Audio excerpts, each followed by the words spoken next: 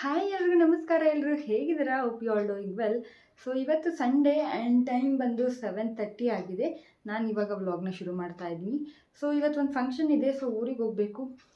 ಊರಿಗೆ ಫಸ್ಟು ಮನೆಗೆ ಹೋಗಿ ಅಲ್ಲಿಂದನೇ ರೆಡಿಯಾಗಿ ಫಂಕ್ಷನ್ಗೆ ಹೋಗೋಣ ಅಂತ ಅಂದ್ಕೊಂಡಿದ್ದೀವಿ.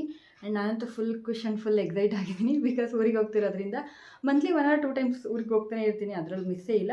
ಬಟ್ ಆದ್ರೂ ಪ್ರತಿ ಸರಿ ಹೋಗಬೇಕಾದ್ರೂ ಇಷ್ಟೇ ಖುಷಿ ಎಕ್ಸೈಟ್ ಆಗಿರ್ತೀನಿ. ಇನ್ನೂ 1 ವರ್ಷ 2 ವರ್ಷ ಆದಮೇಲೆ ಮನೆಗೆ ಹೋಗ್ತಿದ್ದೀನಿ ಅನ್ನೋ ಥರ. I hope every married woman will feel this. And so ಇವತ್ತಿನ ದಿನ ಹೇಗಿರುತ್ತೆ, ಏನೇನು ಮಾಡ್ತೀನಿ, ಫಂಕ್ಷನ್ ಹೇಗಾಯಿತು ಅನ್ನೋದನ್ನೆಲ್ಲ ಈ ವ್ಲಾಗ್ನಲ್ಲಿ ಶೇರ್ ಮಾಡ್ತೀನಿ. ಸೊ ಊರಿಗೆ ಹೋಗೋಣ ಬನ್ನಿ. ಬ್ಯಾಗ್ ಪ್ಯಾಕ್ ಮಾಡಿಕೊಂಡು ಬೈಕ್ ಹತ್ಕೊಂಡು ನಾನು ಅಶು ಬೆಂಗಳೂರಿಗೆ ಬಾಯ್ ಹೇಳ್ಕೊಂಡು ಊರ ಕಡೆ ಹೊರಟ್ವಿ. ಇನ್ನೂ ತಿಂಡಿ ಮಾಡಿರಲಿಲ್ಲ.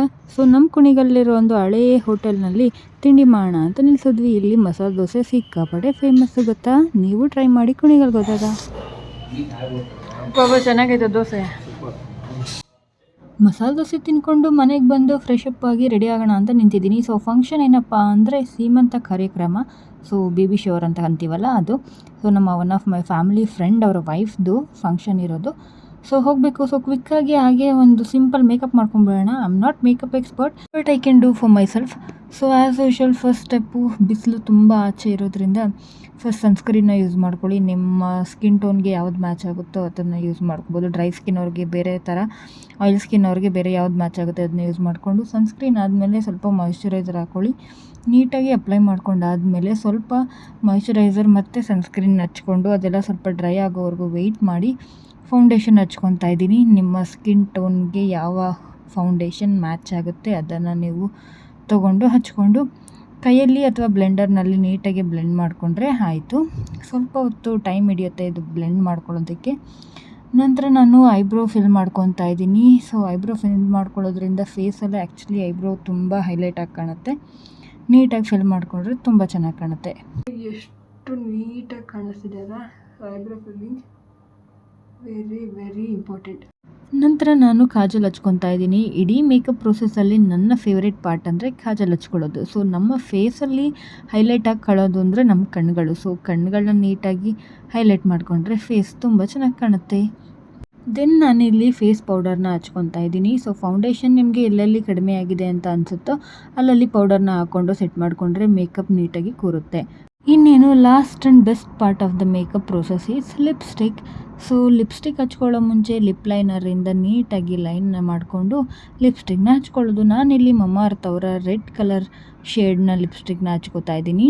ಸೊ ಯಾವಾಗಲೂ ಲೈಟ್ ಕಲರ್ ಡ್ರೆಸ್ನ ಹಾಕೊಂಡಾಗ ಡಾರ್ಕ್ ಕಲರ್ ಲಿಪ್ಸ್ಟಿಕ್ನ ಯೂಸ್ ಮಾಡಿ ತುಂಬ ಚೆನ್ನಾಗಿ ಕಾಣುತ್ತೆ. ಲಿಪ್ಸ್ಟಿಕ್ ಹಚ್ಕೊಂಡಾದ್ಮೇಲೆ ಕೊನೆಯದಾಗಿ ಒಂದು ಬಿಂದಿನ ಇಟ್ಕೊಂಡ್ಬಿಟ್ರೆ ಮೇಕಪ್ ಪಾರ್ಟು ಮುಗೀತು. ಫೇಸ್ ಕೆಲಸ ಇಷ್ಟೇ. ಸೊ ಮೇಕಪ್ ಎಲ್ಲ ಆಯಿತು. ಈ ಥರ ಸಿಂಪಲಾಗಿ ರೆಡಿ ಆಗಿದ್ದೀನಿ. Hope I am looking good.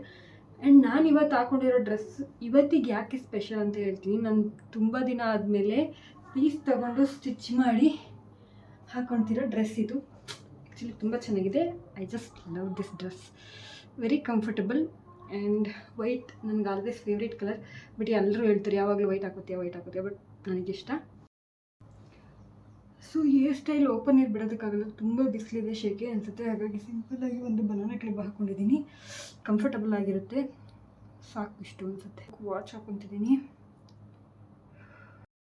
Then white bangle ಡ್ರೆಸ್ಗೆ ಮ್ಯಾಚ್ ಆಗುತ್ತೆ. ಇದು ನನ್ನ ಫ್ರೆಂಡ್ ನನ್ನ ಬರ್ಡೇ ಗಿಫ್ಟ್ ಮಾಡಿದ್ದು. ಚೆನ್ನಾಗಿದೆ.